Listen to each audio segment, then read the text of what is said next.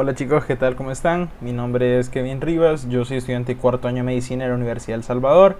Ahí pueden ver mi Instagram el día de hoy a través de la Harper Academy en colaboración con UDOX. Como parte de su curso intermedio de embriología, les traigo el tema del sistema esquelético. Este día vamos a tratar de explicar de una manera sencilla lo que son los diferentes procesos que llevan al desarrollo embriológico de lo que es el esqueleto, tanto axial como apendicular.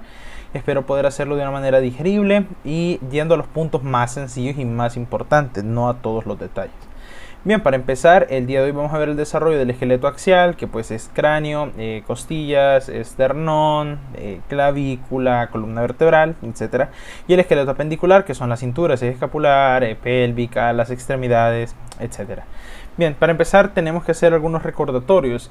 Vamos a ubicarnos en el embrión y nos vamos a ir a lo que es el mesodermo. El mesodermo, como nosotros sabemos, está desarrollándose y va a dividirse en tres partes importantes. El mesodermo paraaxial, es decir, que está a la par del axis, y que es el axis, lo que va a la mitad del embrión, que vendría a ser la notocorda. La notocorda, que como sabemos es muy importante para lo que es el desarrollo de la médula espinal.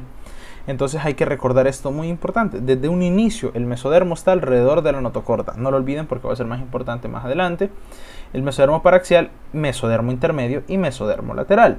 Posteriormente a esto, el mesodermo paraaxial se va a ir diferenciando hasta formar unos bloques sólidos llamados somitas.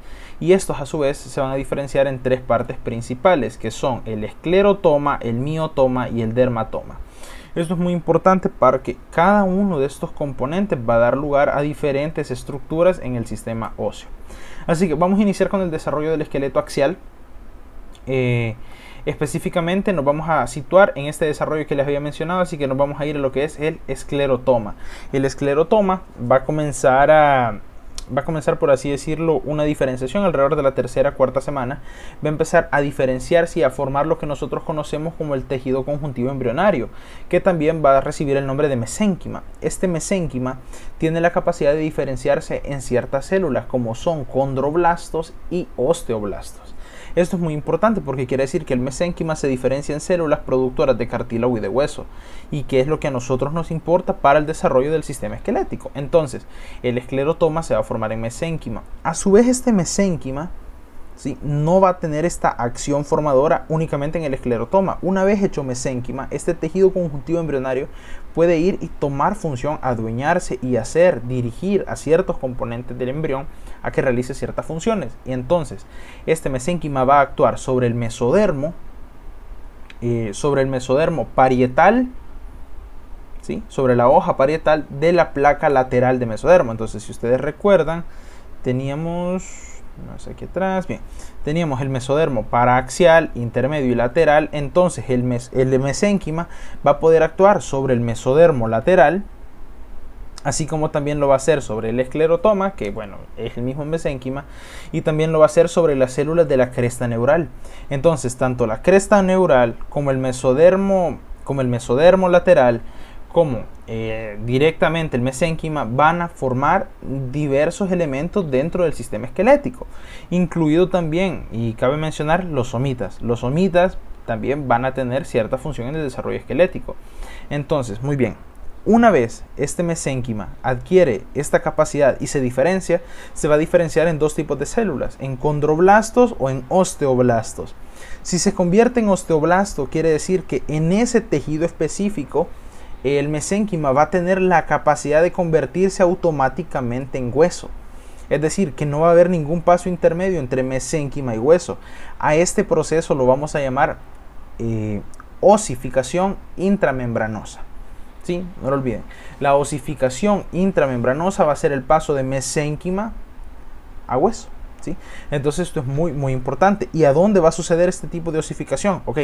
Va a suceder principalmente en los huesos planos del cráneo. ¿Cuáles son los huesos planos del cráneo? Son todos aquellos: el hueso temporal, el hueso frontal, el hueso parietal y parte del hueso occipital. Pero solamente la porción de la calota, es decir, la parte superior del cráneo. La base del cráneo va a sufrir otro tipo de transformación, que es a lo que voy ahora. este mesénquima, así como se puede diferenciar en osteoblastos, también en la mayor parte de tejidos de nuestro cuerpo se va a diferenciar en condroblastos. Estos condroblastos se van a diferenciar en condrocitos. Y los condrocitos son células que tienen la cualidad de poder formar cartílago. Entonces, esto es lo que sucede en la mayor parte de huesos. Por ejemplo, en todos los huesos de nuestras extremidades vamos a tener este tipo de proceso.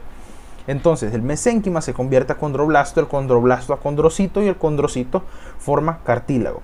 Entonces, una vez tenemos este cartílago, se va avanzando en el desarrollo y va a comenzar a irrigarse este cartílago. Este cartílago es prácticamente un molde para el hueso que nosotros tenemos. Entonces, bien, como aquí el mesénquima, ¿en qué se formó? En condroblastos. Entonces necesitamos osteoblastos porque al fin y al cabo necesitamos hueso, no solo cartílago. Pero aquí viene lo curioso. En la parte central del hueso, o también nosotros lo llamamos diáfisis del hueso, en esa parte de cartílago va a comenzar a estar irrigado el hueso. Y aquí lo podemos ver. Llega la irrigación sanguínea y la irrigación sanguínea trae consigo osteoblastos. Entonces esto se va a llamar un centro de osificación primario, ¿sí? Pero esta ya no va a ser osificación intramembranosa. ¿Por qué? Porque en este caso se está osificando cartílago, no mesénquima.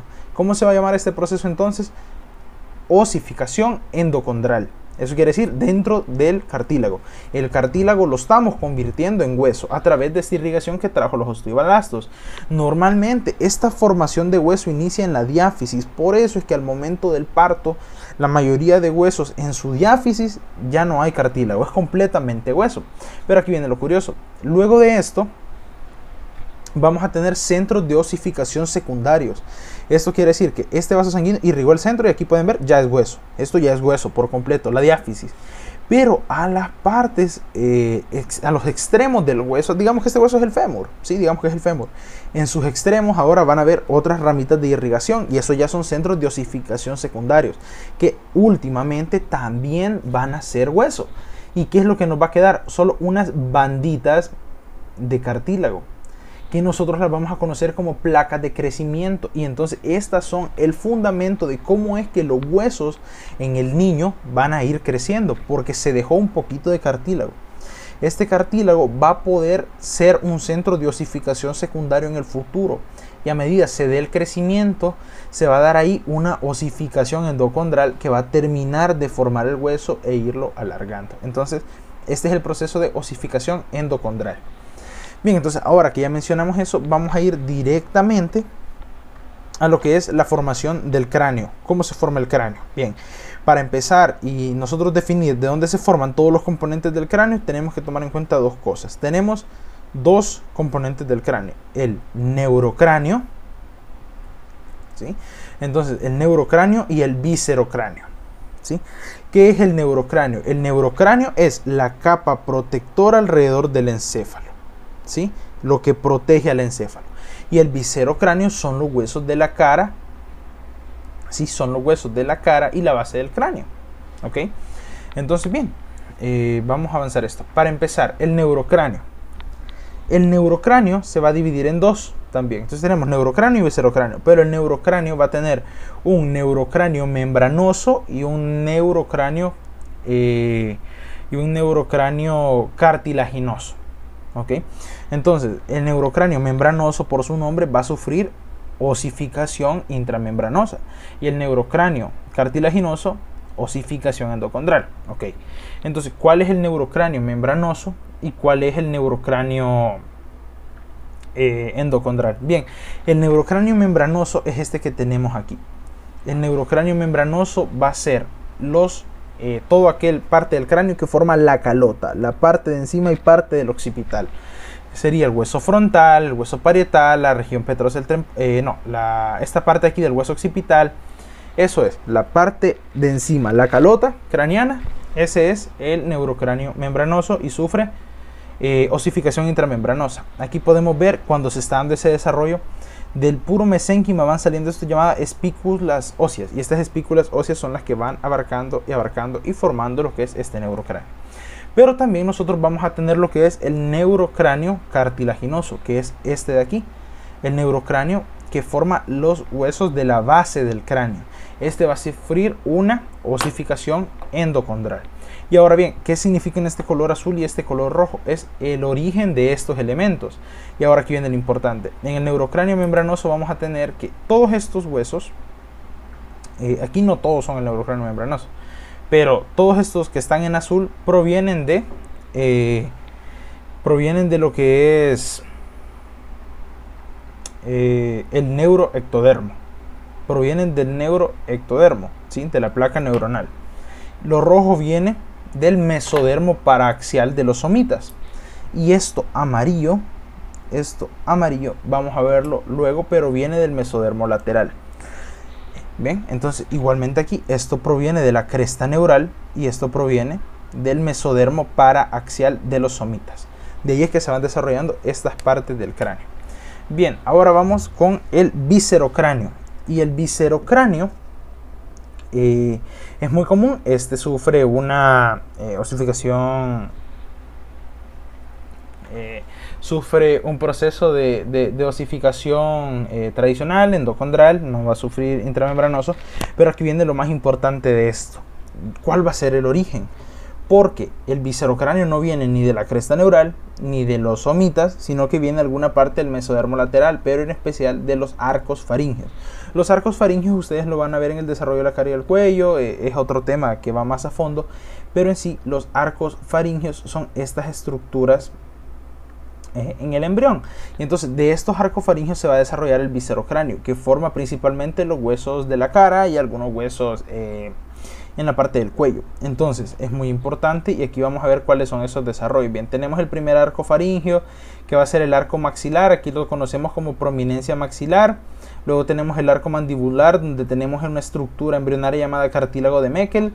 Esto es muy importante porque pues la prominencia maxilar nos va a formar lo que es el maxilar, el hueso cigomático y la porción escamosa del hueso temporal. Como pueden ver, la otra parte del hueso temporal la había formado, estaba en el neurocráneo membranoso, pero esta parte, la porción escamosa, va a estar formada por lo que es el arco, este arco maxilar. Bien, la mandíbula se va a formar a partir del segundo arco, en el arco mandibular donde está el cartílago de Meckel. Aquí podemos ver esto, la parte posterior, ¿sí? La parte posterior del primer arco faríngeo, o donde estaba el cartílago de Meckel, nos forma el martillo y el yunque, y el estribo se forma del segundo arco faríngeo, que es este que está aquí en azul. Entonces esto es muy importante porque estos tres huesos también son parte del sistema óseo y son los tres huesos del oído interno. Entonces, ¿dónde tienen su origen? El martillo y el yunque del primer arco faríngeo y el estribo del segundo arco faríngeo. Ahora, el cartílago de Meckel ya después del nacimiento y en el ser humano completamente desarrollado ya no existe, sino que se retrae y forma lo que es el ligamento esfenomandibular. Okay, luego aquí tenemos otras partes que también se han ido formando. Aquí tenemos el arco yoideo, que nos va a terminar formando pues el yoides, ¿sí? El cuerpo del hueso yoides, ¿sí? Pero también aquí podemos ver el segundo arco faríngeo nos forma solo el asta menor del yoides y el tercero el asta mayor del yoides. El cuarto arco faríngeo el cartílago tiroides y el quinto el cartílago cricoides. Esto es muy importante porque de ahí provienen estas partes tanto cartilaginosas como óseas. Bien, aquí podemos ver el cráneo del recién nacido, que va a tener estas características que ustedes ya conocen, las fontanelas, las suturas. Esto no le vamos a dar mayor importancia, solo tienen que recordar que estos van a terminar de tener un cierre a medida del desarrollo. Normalmente alrededor de los... las fontanelas, por ejemplo, esta que tenemos aquí, el occipital se cierra alrededor del tercer mes y la anterior alrededor de los 18 meses. De los 18 meses de edad. Igualmente todas estas suturas van a terminar cerrándose por completo. Las fontanelas tienen importancia clínica en los casos de deshidratación o en los casos de hidrocefalia. Entonces tienen esta significancia muy clave en el recién nacido. Pero como les decía, así se va a ver más o menos el cráneo completamente desarrollado de un recién nacido. Bien, luego vamos a la parte de la columna vertebral. Esto es bastante sencillo porque si se dan cuenta aquí, esto es súper clave. Yo les mencioné en esta imagen, si se acuerdan, que teníamos mesodermo creciendo alrededor de la notocorda y la notocorda va a formar la médula espinal. Entonces, ¿de dónde provienen las vértebras? Ok, sí, provienen del mesodermo, ¿sí? provienen de este mesodermo, del esclerotoma. Entonces, el esclerotoma va a empezar a crecer alrededor de la notocorda y se va a condensar, va a sufrir el proceso de osificación, y entonces en este punto es que va a formar las vértebras que van a quedar cubriendo lo que es la médula espinal. Esto es muy importante, muy importante. Aquí podemos ver al lado derecho cómo se ve una vértebra ya completamente desarrollada con todas sus partes. Esto ustedes ya lo vieron ustedes en anatomía. Entonces el esclerotoma viaja a organizarse alrededor de la notocorda y el tubo neural. Bien, entonces aquí lo podemos ver mejor. Aquí tenemos en la cuarta semana que el esclerotoma se va a empezar a segmentar. Esto se llama resegmentación. Va a empezar a segmentarse para formar cada uno de los bloques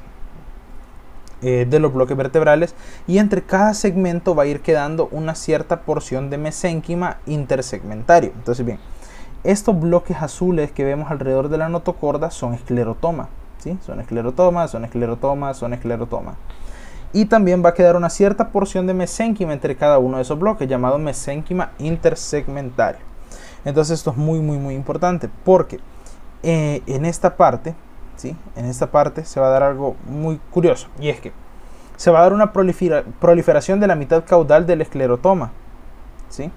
Entonces, ¿cómo van a quedar conectadas las vértebras? Porque si ustedes saben, todas las vértebras están correctamente articuladas, y es porque tengo un bloque de esclerotoma. Entonces, la parte caudal del bloque va a crecer a estar completamente adosado al mesénquima intersegmentario y a la parte cefálica del bloque inferior. Entonces eso quiere decir que siempre la parte de abajo, por así decirlo, tengo un bloque de esclerotoma que está formando la vértebra. Entonces la parte caudal de ese bloque va a estar unido a lo que es el mesénquima intersegmentario y a la parte cefálica o a la parte superior del bloque inferior. Entonces por eso es que están completamente articuladas todas las vértebras. Y ahora bien, este mesénquima intersegmentario lo que me va a ayudar a formar es el disco intervertebral. Ahora, este disco intervertebral tiene dos partes, el anillo fibroso y el núcleo pulposo, de donde viene cada uno. Esta notocorda va a empezar a desaparecer, porque como nosotros sabemos, la notocorda no es la médula espinal, sino que eso se va a estar formando a nivel del tubo neural. Pero la notocorda desaparece y se va a terminar formando como estructura final el núcleo pulposo del disco intervertebral, y el anillo fibroso va a estar formado por aquel mesénquima intersegmentario entre esclerotoma y esclerotoma. ¿Y el esclerotoma quién formó? ¿Sí? A cada cuerpo vertebral, que quedan completamente formados. Y así es como se forma la columna vertebral. Ahora, algo muy importante es que, como nosotros sabemos, la columna vertebral tiene curvaturas.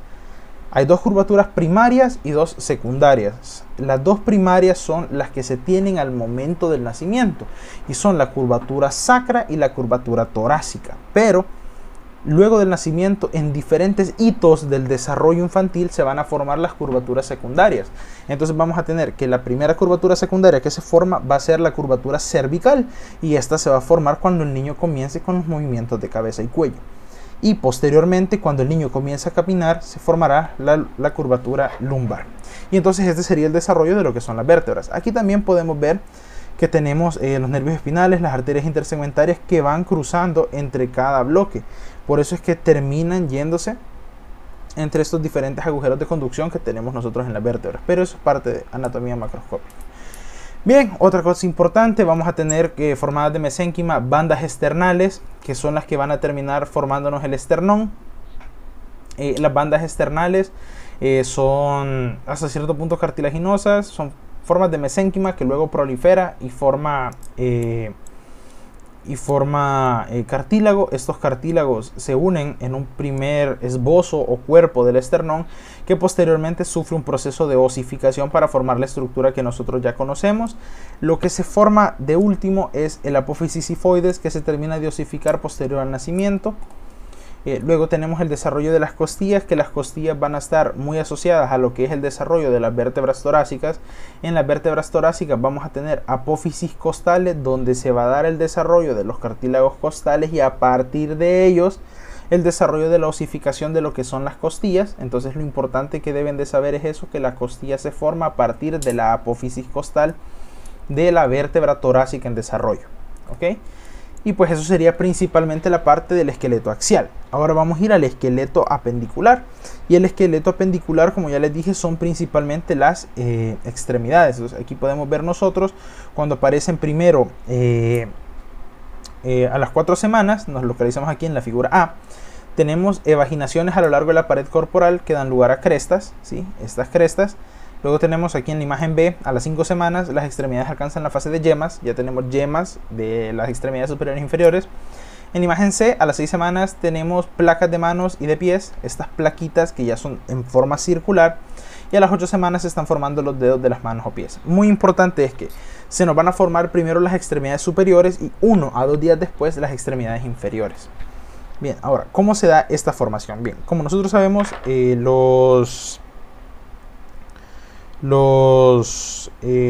las extremidades superiores y las extremidades en general se van a formar a partir de mesodermo paraxial, ¿sí? Y de mesodermo de la placa lateral. Entonces, este mesodermo de la placa lateral va a comenzar a formarse y en su extremo vamos a tener una cresta de ectodermo, ¿sí? Una cresta ectodérmica apical se llama, que eso es lo que nos forma al final lo que es esta yema, ¿vea? Esta placa de la mano. Entonces digamos que la mano originalmente es así, ¿sí?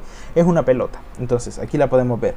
Entonces, ¿qué es lo que sucede? Van a haber 4 zonas localizadas de apoptosis y de muerte celular. También aquí son 6 zonas de apoptosis y muerte celular, que lo que van a hacer es que en lugar de que exista una sola placa, la va a dividir en 5, que son los diferentes dedos de las manos y también los dedos de los pies. Entonces lo que sucede es eso, existe una apoptosis del tejido ectodérmico que queda al final de la yema de las manos y de los pies. Bien, eso es muy importante. A los 56 días, la separación de los dedos es completa. Para que lo tomen en cuenta. Bien. Posterior a eso, pues lo importante de mencionar es que nosotros vamos a tener pues centro de osificación endocondral de la misma manera. Primero tenemos cartílago y luego se osifica y se convierte a hueso. Esto es algo que ya lo conocemos, es exactamente igual al proceso que les había explicado previamente. También es muy importante mencionar que la formación de las articulaciones y de las extremidades se va a dar de proximal a distal, iniciando por la zona del estilópodo. El estilópodo es la zona primordial de formación de húmero en las extremidades superiores y de fémur en las inferiores, seguido del zeugópodo, que es la formación del radio y del cúbito en la extremidad superior y de la tibia y peroné en la inferior, y finalmente el autópodo con la formación del carpo, metacarpo, tarso y metatarso. Entonces, eso es lo más importante para mencionar. La osificación se da de la misma forma. Y ahora bien, ¿cómo se forman las articulaciones? Y esto es muy importante porque las articulaciones de las extremidades son muy características. Si ustedes pueden ver aquí, ¿sí? Entre cada una de las piezas óseas o cartilaginosas antes de osificarse, nosotros tenemos espacios. Estos se llaman interzonas. Entonces, alrededor de las interzonas va a haber mesénquima proliferando, y este mesénquima que prolifera se diferencia en los componentes de la cápsula articular, que va a tener cartílago en el caso de las articulaciones sinoviales y que en el caso de las articulaciones fibrosas va a proliferar como una malla fibrosada. Entonces esta interzona procede mesénquima que prolifera y forma las diferentes articulaciones que nosotros conocemos. Bien, esto fue todo por mi parte en este tema. La bibliografía utilizada fue la Embriología Clínica de Moore en su 9ª edición y la Embriología Médica de Langman en su 14ª edición. Espero que les haya sido muy útil esta clase. No olviden seguir las redes de la Harper Academy de Judox. Espero haber sido lo más claro posible con ustedes en la explicación del tema. Cualquier cosa me la pueden hacer saber por mis redes sociales. Muchas gracias y nos vemos hasta la próxima. Adiós.